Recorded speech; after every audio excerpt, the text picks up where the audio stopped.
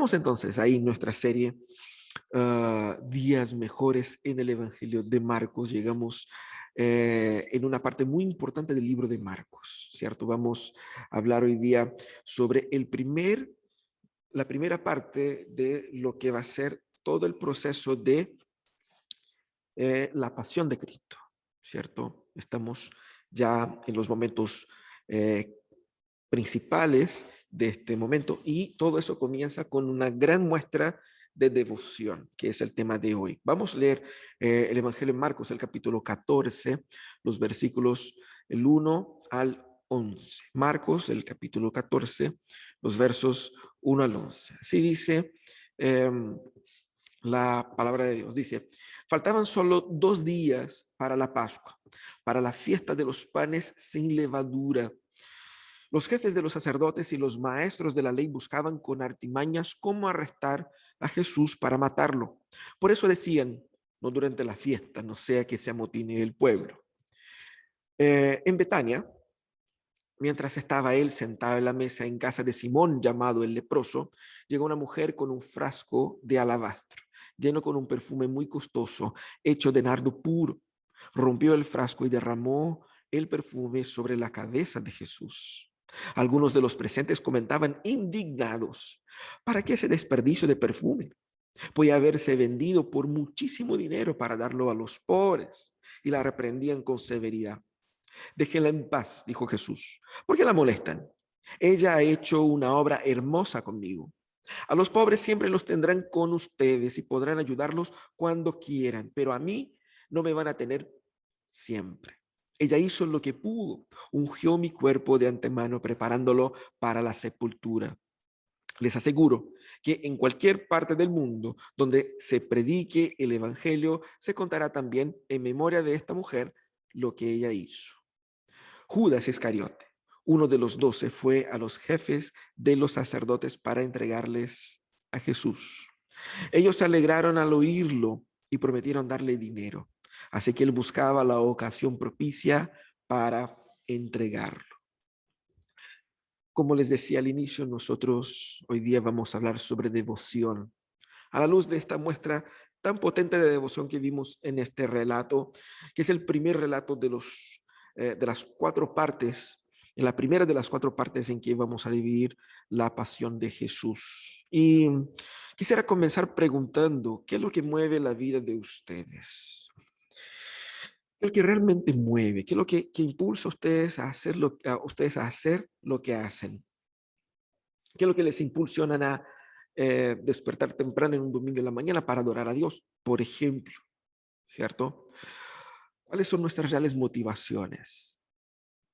Mientras me preparaba para venir acá, como pueden ver, ¿cierto? Si es que pueden ver, eso no es un fondo, estoy aquí en el templo que está en remodelación y todo el tema.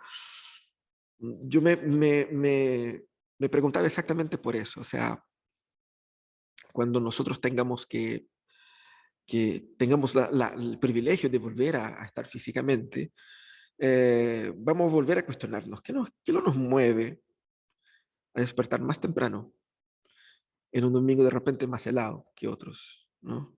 Para adorar a Dios. Lo mismo nos preguntamos y debiéramos preguntarnos también qué es lo que nos mueve a despertar aún más temprano para ir a trabajar. Cualquiera va a decir, bueno, la plata. Pero eh, tenemos que cuestionar en qué es lo que queremos de la vida. Vamos a hablar sobre devoción y devoción tiene que todo que ver con eso, con lo que nos mueve, ¿cierto? El texto que nosotros hemos leído, él es parte de la forma como Marcos, el evangelista, quiso describir la pasión. Y Marcos, él organiza los eventos de tal manera a que esta organización eh, tenga un cierto sentido. Y es muy hermoso la forma como Marcos describe, porque refleja un poco la liturgia de la vida, la forma como la vida se organiza, la liturgia de la historia. ¿De qué estoy hablando? Nosotros tenemos el inicio del relato de la pasión de Cristo, es decir, el inicio del relato de cuando Marcos va a decir, eh, ¿cómo? De cuando Marcos va a decir sobre la muerte, el juicio, muerte y resurrección de Jesús. Él inicia ese relato con una muestra profunda de adoración a Cristo. Después de esta adoración, nosotros tenemos la traición de Jesús, su arresto, su juicio, su muerte, pero la historia termina en el capítulo 16 con la resurrección de Jesús. Se inicia y termina con Cristo siendo glorificado. Cristo siendo glorificado antes de la pasión y después de la pasión en su gloria. Pero también eso tiene que ver con la manera como la historia está hecha. La historia comienza con la gran manifestación de la gloria de Dios en la creación y termina con la gran manifestación de la gloria de Dios en la nueva creación. ¿Qué es lo que estoy hablando con eso? Ojo, la vida funciona así, de Dios siendo glorificado al inicio y siendo glorificado al final. ¿Qué es lo que Él quiere de nosotros hoy? ¿Cómo debemos vivir en armonía con esa historia? Para allá vamos. En ese texto también nosotros encontramos un contraste bien interesante en esa fracción ahí del capítulo 14, versículos 1 a 11, de la dureza de corazón por parte de unos y de la gracia demostrada por Jesús por parte de otros. Comienza el texto hablando de cómo los maestros de la ley, como los líderes de los sacerdotes, como los ancianos estaban confabulando la muerte y el asesinato de Jesús, ¿cierto? Mostrando la dureza del corazón de ellos. Pero el versículo siguiente dice que Jesús estaba en la casa de Simón el leproso.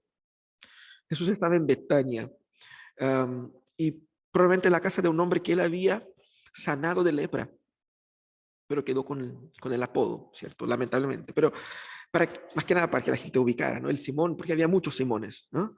El leproso, el que había sido leproso, quizás sería la idea, ¿no? Porque si estaban todos reunidos en su casa, seguramente ya no estaba más leproso, porque eso sería bien raro y prohibido. Pero muestra la gracia de Jesús reuniéndose en la casa de gente antes excluida, marginalizada, pero que fueron por la gracia de Jesús transformadas y ahora eran personas que estaban viviendo un momento histórico con Jesús. También tenemos ahí en el relato una mujer derramando sobre la cabeza de Jesús un perfume carísimo, mostrando el impacto de la gracia en este corazón. Esta mujer era María, María, hermana de Marta y Lázaro. Y vemos la dureza de corazón de los que están a su alrededor, que empiezan a cuestionar de por qué hacía eso. Vemos también la gracia de Jesús respaldando a esa mujer en contra de sus críticos. Y vemos la dureza de corazón de Judas, que probablemente era el principal que estaba cuestionando la manera como esta mujer alababa a Jesús con ese gesto, porque como va a decir otros evangelios, Judas era el que manejaba la plata y si eso fuera vendido, eso sería mucha plata de la cual él podía sacar una parte, ¿no? Entonces son estos contrastes ahí. Todo lo que el texto apunta tiene que ver un poco con la muerte de Jesús. Los líderes religiosos querían matar a Jesús. La mujer, sin saber, está ungiendo a Jesús para su sepultura y Judas sale a conspirar contra Jesús, ¿cierto? Y así vemos un poco la estructura de ese texto. Tenemos ahí los líderes religiosos conspirando contra Jesús, Jesús ungido en Betania y Judas conspirando contra Jesús. ¿Qué es lo que es esa historia? Según esa estructura, según esa manera como Marcos describe este evento, ¿qué es lo que nos muestra? ¿Qué es lo que nos enseña sobre devoción? O principalmente, ¿qué es lo que nos enseña sobre hacia dónde conduce una verdadera devoción? ¿En qué implica una verdadera devoción? ¿Cuáles son las consecuencias? ¿Cuáles son el proceso natural que nos lleva a una verdadera devoción? Y aquí vamos a aprender qué es lo que es esa verdadera devoción y a qué ella nos conduce. Primeramente, según el texto, vemos que una verdadera devoción nos conduce a reconocer a Cristo por su valor. Pensemos solamente en ese relato que está ahí, la mujer ungiendo a Jesús. Era María, la hermana de Marta y Lázaro. Sabemos eso por los otros evangelios que complementan esa historia. Primeramente, ella muestra una profunda reverencia y honor a Cristo. En otro evento anterior, ellos habían recibido a Jesús en su casa y María estaba a los pies de Jesús escuchando lo que Jesús tenía que decir, mientras su hermana estaba con todos los quehaceres y enojada, su hermana va y le dice a Jesús, mira Jesús, ¿por qué no dice a esta tipa que me ayude? Porque mira cómo está ahí haciendo nada y yo aquí desesperada para dar de comer a 15 cabros adultos. Entonces, Jesús dice, no, sí, ella eligió la mejor parte. Vemos ahí el corazón de María que estaba dispuesta a recibir lo máximo de Jesús. Aquí vemos ella entregando lo máximo a Jesús. Y fíjate que ella fue de una forma totalmente personal, informal, sin imposición, sin requisito. Jesús no se lo pidió, no fue acordado por la ley, no, fue algo totalmente de ella. Y eso es interesante por lo que costó lo que ella hizo. Fue un gesto de adoración extremadamente costoso. Dice el texto que ella derramó sobre la cabeza de Jesús un perfume carísimo. Tenía un vaso, un recipiente llamado alabastro, que es un recipiente muy delgado, de color blanco, algo así, que suele parecer un poco esas muestras que Natura comparte, ¿no es cierto? Así como un poquito de perfume, pero venía un poco más, se cree que casi unos 300 ml, me imagino, por algunos comentarios que dicen por ahí, venía una buena cantidad, es decir, era una cuestión de perfume, ¿cachai? Entonces venía escaleta y tenía una apertura arriba, tenía una parte delgada arriba que uno rompía y hacía verter su contenido, ¿ya? Entonces ella va y abre ese envase y derrama sobre Jesús todo el contenido. El tema es que el contenido era de nardo puro, nardo que era un perfume, un perfume muy especial hecho con hierbas del Himalaya. Imagínense, o sea, si eso sería caro hoy día, imagínense en aquel contexto. Eh, Algo que tenía un costo aproximado de un año de trabajo para un trabajador promedio. Podemos decir que estaría en la casa de los 4 millones de pesos, un poquito más. Un perfume. Probablemente ese tipo de cosas era como herencia personal, era como una herencia familiar, algo que uno podía comercializar futuramente, sacar provecho, es decir, era algo no menor, o sea, el precio de un auto, ¿cachai, no? Algo así. Entonces, de un auto usado y viejo, pero un auto, no sé, era más caro que mi auto, de hecho. Uh, no era algo menor, ¿cachai? O sea, algo importante. Y yo no sé qué es lo que pensó, qué es lo que llegó a pensar sus familiares sobre ese gesto. Pero ella va y derrama totalmente un perfume de 4 millones de pesos sobre la cabeza de Jesús. Simplemente en adoración. Los otros evangelios complementan diciendo que ella le lavaba los pies con sus lágrimas y los secaba con sus cabellos. Es decir, ella estaba en una postura de total adoración a Jesús en ese momento. No sé cómo fue, qué es lo que la movió, cómo fue el sentimiento, pero algo pasó en su corazón, de que ella no podía dejar de aprovechar esa oportunidad en que Jesús estaba en su ciudad, a casi más o menos de una semana de su muerte. Ella no sabía qué iba a pasar, pero ella sentía que no podía dejar pasar esa oportunidad y ella entendía que Jesús valía más que lo que valía el perfume. Ese gesto fue sumamente polémico porque, primero que no era algo común, era algo especial, muchísimo especial. Sería algo para los reyes, ¿me entiendes? Por lo tanto, todos los demás que estaban ahí empezaron a decir, oye, ¿qué está haciendo esa loca? Es una exageración. Y, pero no es que ellos tenían piedad y que estaban ellos siendo sensatos, sino que ellos tenían el corazón endurecido. Ella había reconocido el real valor de Jesús y estaba demostrando el real valor de Jesús. Y ellos, por la dureza de sus corazones, estaban pensando en la plata. Pensemos en los discípulos acá. ¿Qué hacen ellos? Los discípulos y algunos de ellos, pero básicamente los discípulos. Primeramente, ellos, como ven el texto, se indignan. Y el texto es bien evidente en dejar la molestia de ellos. No se molestaron poco, se molestaron mucho. Indignados y reprendían. La reacción de los discípulos fue contundente. Y lo primero que ellos pensaron, no pensaron en Jesús, no pensaron en gesto, no pensaron en la adoración. Ellos pensaron en el dinero, de lo cuánto costaba ese perfume. Pensaban en el perfume, no en Cristo. Mientras ella pensaba en Cristo más que en el perfume. Pusieron un precio y cuantificaron la devoción de la mujer. Estaban ahí evaluando la devoción ajena, cuestionando, criticando.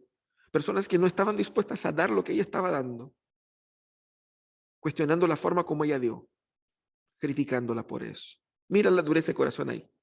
Estamos hablando de discípulos que posteriormente iban a morir por Cristo. No estamos hablando de paganos impenitentes, no estamos hablando ni siquiera de los maestros de la ley que uno puede decir, estos locos eran desordenados. No, estamos hablando de los mismos discípulos. Ellos disfrazaron esta piedad, dar a los pobres, para ocultar su dureza de corazón. En otras palabras, ellos estaban diciendo que Cristo no merecía todo eso. O sea, Cristo es bacán, pero no es para tanto. Y la reprendían. Y la idea del texto es que ellos seguían molestándola. Primero porque ella estaba en desventaja por ser mujer en aquel contexto y por no tener, obviamente, ninguna razón más allá para hacerlo, excepto su devoción a Cristo. Y ellos la estaban retando y no sabemos exactamente qué palabras usaban hasta que Jesús separa los carros.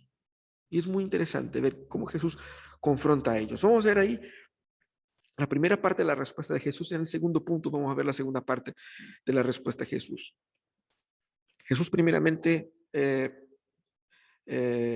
destaca la alabanza que la mujer realiza.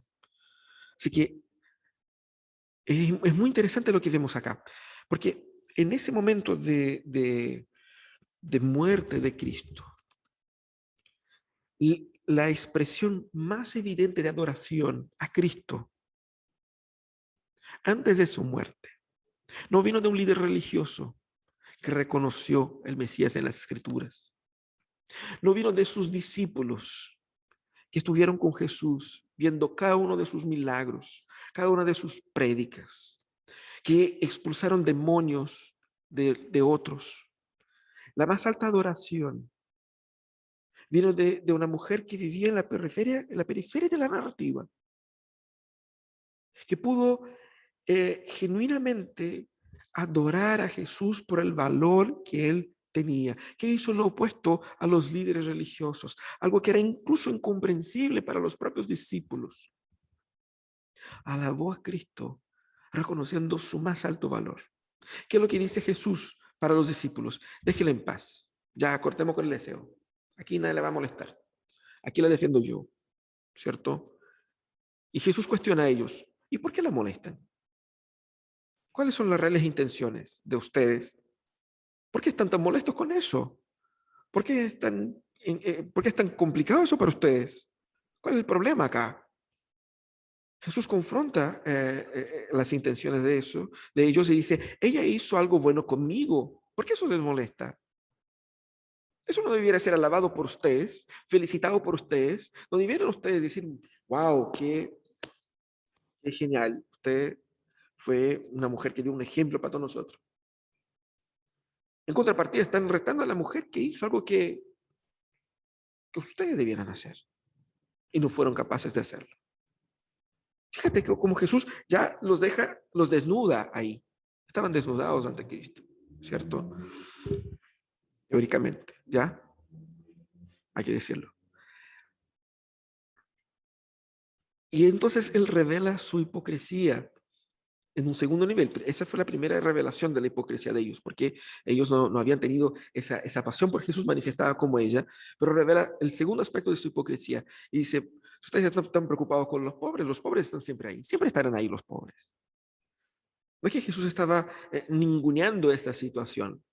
Lo que Jesús estaba mostrando es que ellos realmente no estaban tan preocupados de los pobres. Esa es la verdad.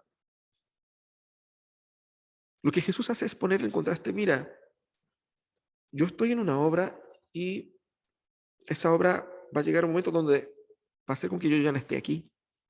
Y lo que ella hizo fue muy importante. Jesús cuando revela, cuando le dice, los pobres siempre van a tener con ustedes, les dice que en realidad si ustedes están tan preocupados de los pobres, siempre tendrán una oportunidad de hacerlo. Pero una cosa no elimina la otra. ¿Qué es lo que Jesús muestra acá en ese contraste? Que el corazón endurecido, que presume piedad, está en realidad distante de Dios. Y fíjate que estamos hablando de devoción y tenemos que hablar de devoción en contraste con su oposición, que es un corazón endurecido, que por más que presuma piedad, que por más que cobre justicia, que diga, no, las cosas tienen que ser así, o sea, así, en el fondo, mucha de esa muestra externa de devoción es resultado de un alejamiento interno de Dios. Pero un corazón adorador, un corazón que se entrega en devoción a Dios, es un corazón que entiende el valor infinito de Cristo. Infinito de Cristo. Y ahí empezamos nosotros a medir a nuestras propias acciones en pro del Señor. ¿Cómo podemos decir que amamos al Señor, pero pucha que nos cuesta tener 10 minutos con Él al día? 10 minutos. Amamos al Señor. Es nuestro Señor, nuestro Salvador. Y cantamos y alabamos, levantamos la mano, pero nosotros decimos que amamos al Señor, pero de repente, ante cualquier otro evento que surja en un domingo por la mañana, decimos, pucha, ese domingo pasó, ese domingo no puedo congregar porque, no sé, surgió una comida, surgió un evento, surgió una actividad. Amamos tanto al Señor, pero a cualquier momento podemos restar de la adoración que le damos a Él. Ponemos precio a lo que hacemos, cuantificamos nuestra devoción. De repente es muy caro, de repente es muy difícil. Tenemos que cuestionar eso. ¿Cuánto vale Cristo para ti? Devoción es la convicción de que Él vale todo y más. Es el resultado de un corazón asombrado por el infinito valor de Cristo. Nosotros necesitamos rescatar en nuestro cuestionamiento interno cuánto vale Cristo para mí.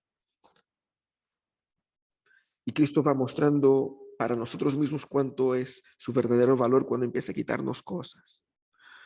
Bienes, parientes, salud, trabajo. ¿Cuánto vale Cristo? Al cerrar los ojos y adorar a Dios, la pregunta es, ¿cuánto vale? ¿Cuál es su verdadero valor? Si es un valor infinito, nada será muy caro. Si es un valor infinito, nada será muy difícil.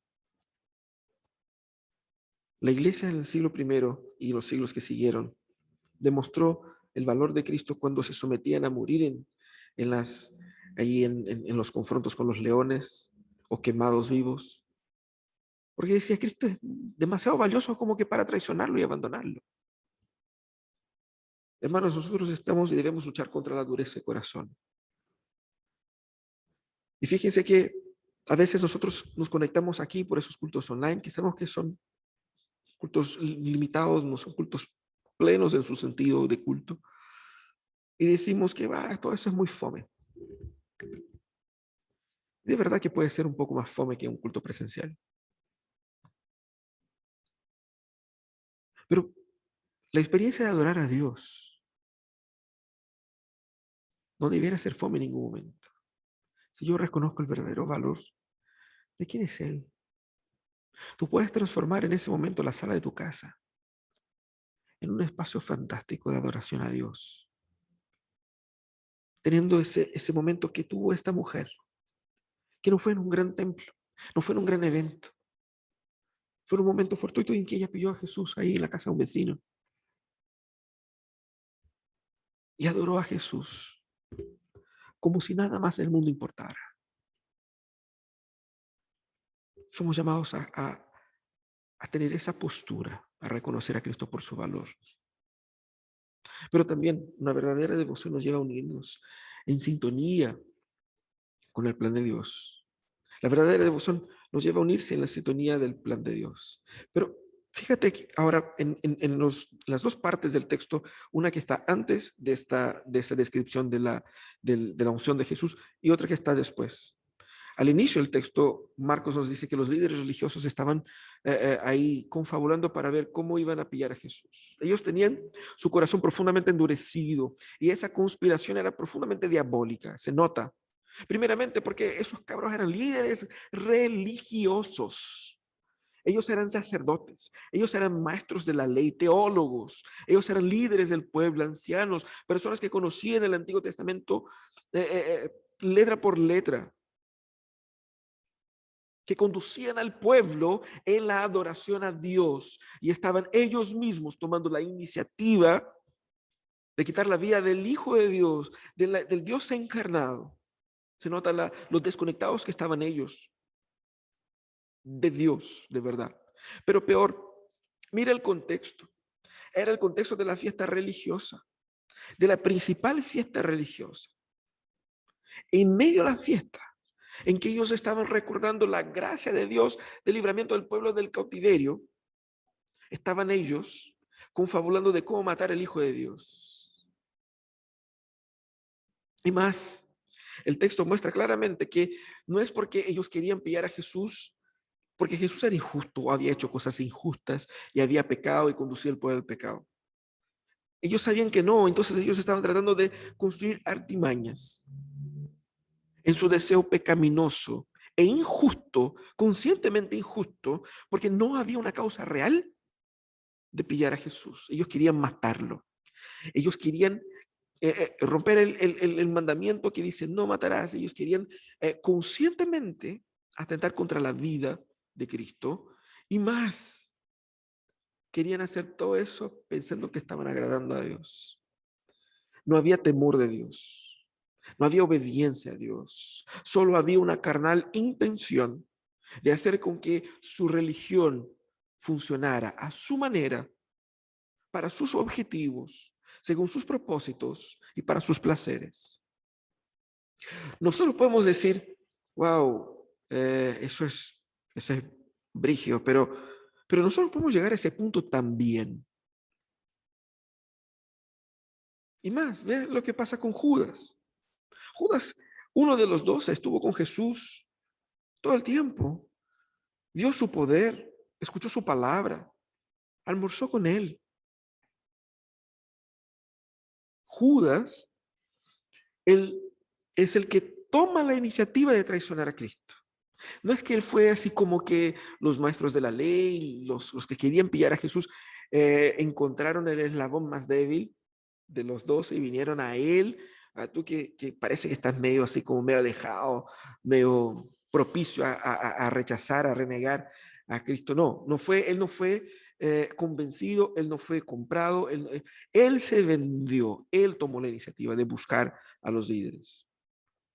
Sus mismos pecados lo movieron. Quizás frustrado por Cristo no ser el libertador que él esperaba, quizás frustrado por, no sé, cuáles sean las expectativas que él tenía ahí, pero seguramente su corazón estaba totalmente endurecido y encerrado en él mismo. Y el texto dice que él entonces buscaba una ocasión en esa semana de las fiestas para entregar a Jesús. Desgraciado.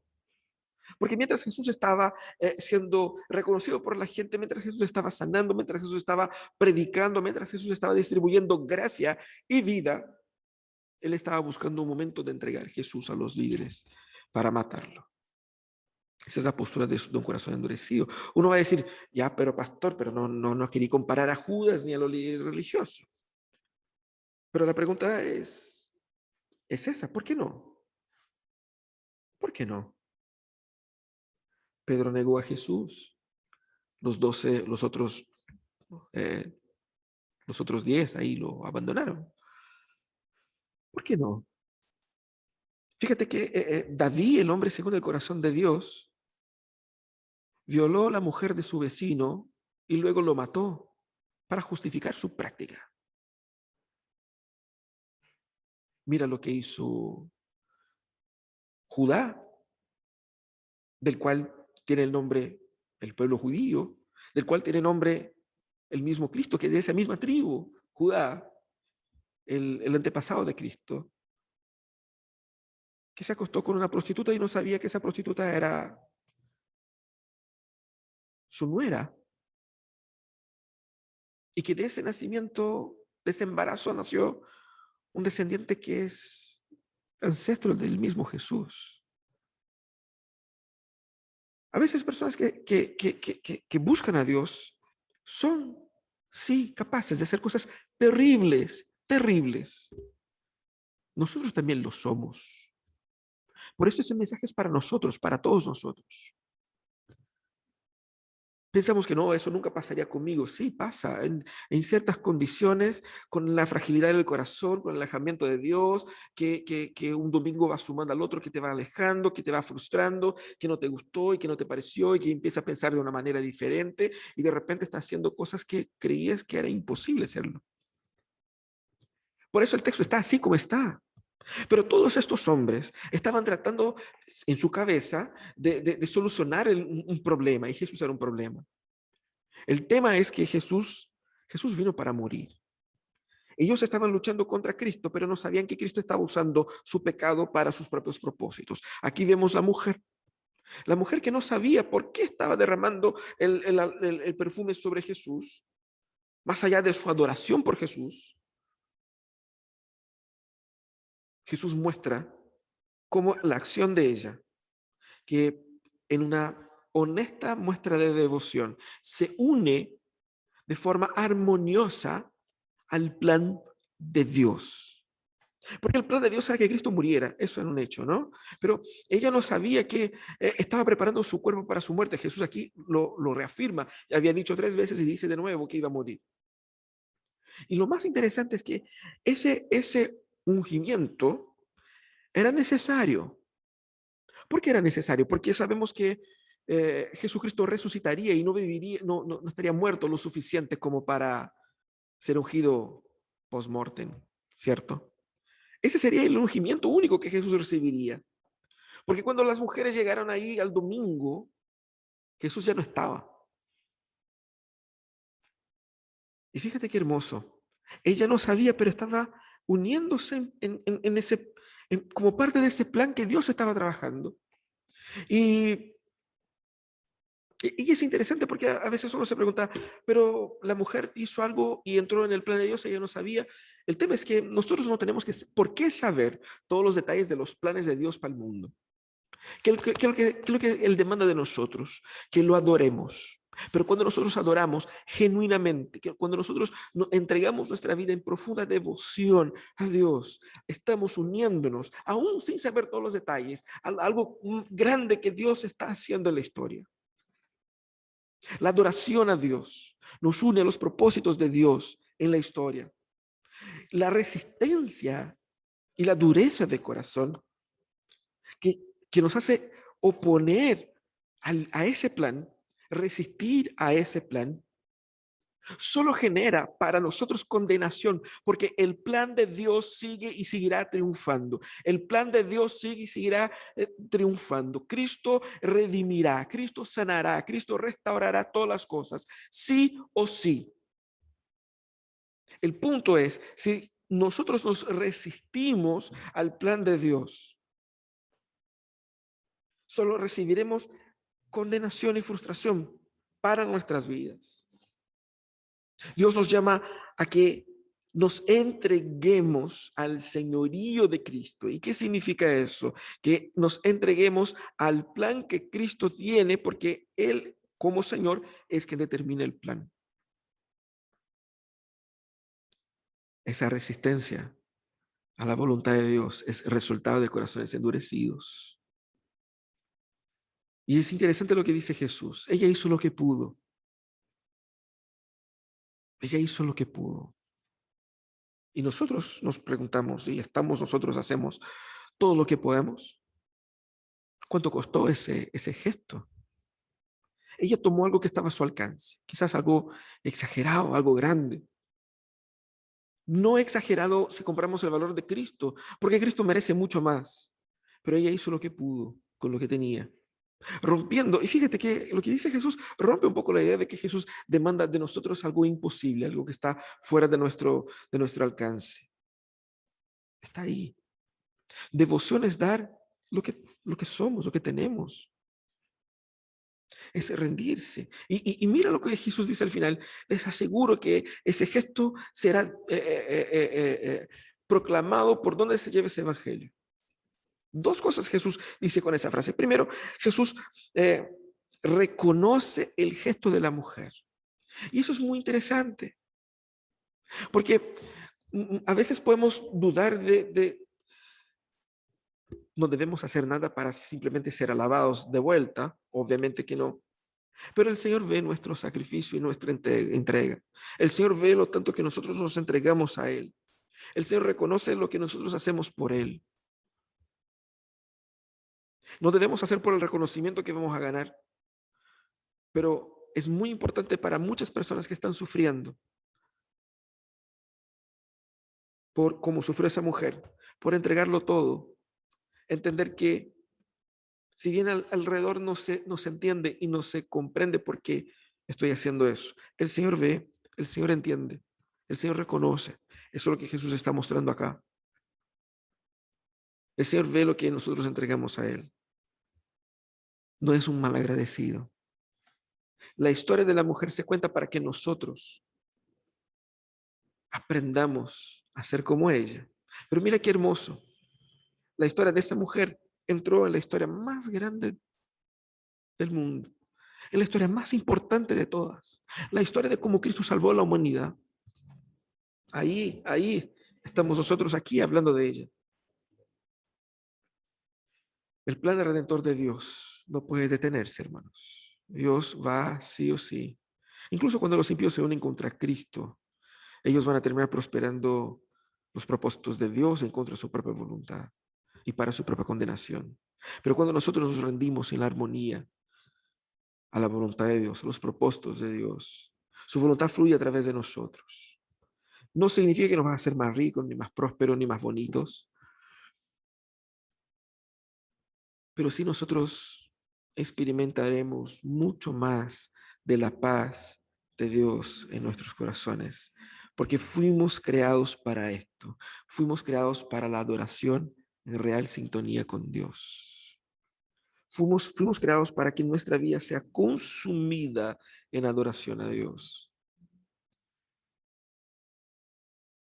Y para allá debemos ir. Mira, ¿qué quieres hacer de tu vida realmente? ¿Por qué realmente estás trabajando en lo que trabajas? ¿Por qué te casaste? ¿Por qué te endeudaste con esto y con aquello y no con otro? ¿En qué realmente te estás gastando la vida? ¿Qué estás haciendo con tu vida? Somos llamados a cuestionar nuestra devoción. Tú puedes estar siendo parte de una congregación y aún así tener el corazón endurecido, sentir la frialdad en la oración, sentir Dios distante, sentir que todo eso es mecánico. ¿Cómo podemos nosotros recobrar una devoción verdadera, una devoción que nos saca de esta conducta eh, crítica, escéptica, dura? Lo primero es el arrepentimiento. Debemos nosotros encontrarnos con Cristo tal cual como Él es. Arrepentimiento es eso, es reconocer la dureza de mi corazón y decir, Señor, necesito de tu gracia. Es encontrarse con Cristo como el leproso se encontró con Él, como el ciego se encontró con Él, como el paralítico se encontró con Él y decir, Señor, si no me sanas tú, no me sanas nadie. El arrepentimiento es el primer paso. Encuéntrate con Cristo hoy. Ah, no, si ya soy canuto, no importa. Dejemos a un lado nuestros títulos, nuestra historia, Encontrémonos con Cristo a solas, nosotros, tal cual como Él es. Porque nada más es necesario. No necesitas de un trabajo mejor, de un sueldo mejor. No necesitas más tiempo, de más dinero, ni de más salud. Todo lo que necesitas es Cristo. Encuéntrate con Él. Pero entrégate a Él con todo lo que tienes. Un hombre se encontró con Jesús, quería la salvación, y Jesús les dijo, es todo o nada. Pero cuando entregas todo, tendrás todo. Pero el hombre dijo, no, ¿sabe qué? Mejor no. El joven rico quería entregar una parte, pero Cristo dijo, no, aquí es todo o nada. O estás 100% adentro, o estás 100% fuera. ¿Qué es lo que estás restando? ¿Qué es lo que estás guardando? ¿Qué es lo que no entregaste a Cristo? ¿Qué área de tu vida Cristo no domina? Quizás uno quiere controlar su carrera, su vida profesional, o su vida familiar, o su vida financiera, o su vida emocional, como le plazca a uno. No, compadre, Cristo tiene que entrar ahí. Entrega todo a Él. El gesto de la mujer fue un gesto muy concreto. Piensa tú en gestos concretos que simbolizan esta entrega, no simplemente con palabras, ¿ok? Gestos concretos que simbolizan esa entrega. Toma una decisión hoy de buscar vivir en profunda devoción con algo que te cueste, pero que al entregar al Señor sientas que no te cuesta tanto, porque Él vale más. Y ahí entonces descansa en Cristo. Descansa en Cristo, en la certeza y en la paz, porque tú tienes mucho más de lo que tenías antes. Y eso es lo hermoso del Evangelio. Cuando vamos a Cristo y negamos todo por amor de Cristo, terminamos teniendo mucho más de lo que teníamos antes. Qué hermoso. Descansa en Cristo.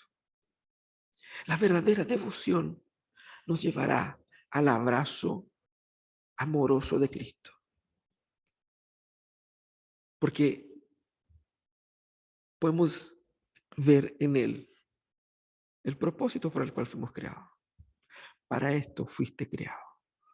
Para eso existe iglesias, para eso se predica el Evangelio. Para que podamos descansar en Cristo. Porque todo apunta a Él. Por eso Él es digno de toda devoción, de toda adoración, de toda entrega. Señor amado, nosotros estamos muy agradecidos que tu palabra nos exhorta a entregar nuestras vidas en sumisión, en adoración. Señor, danos un corazón sumiso a ti para adorar tu nombre. Señor, que nuestra devoción sea verdadera, pero en especial, Señor, si hay alguien en esa conexión, ese día, que necesita entregar su corazón a Jesús y nacer de nuevo, que tu Espíritu Santo conduzca a un nuevo nacimiento. A aquellos que están con los corazones endurecidos, fríos, distantes, que tú, Señor, los puedas atraer para que puedan dar esa entrega total que tu palabra nos enseña y que puedan encontrar realización y paz ahí. Señor, cuida de nuestros corazones para que no tengamos corazones endurecidos como de los hombres que vimos en esta historia. Protégenos, Señor, y danos un corazón que reconoce su valor y que se une en armonía a tus propósitos eternos. Eso es lo que te pedimos, Señor, en el nombre de Jesús. Amén y amén.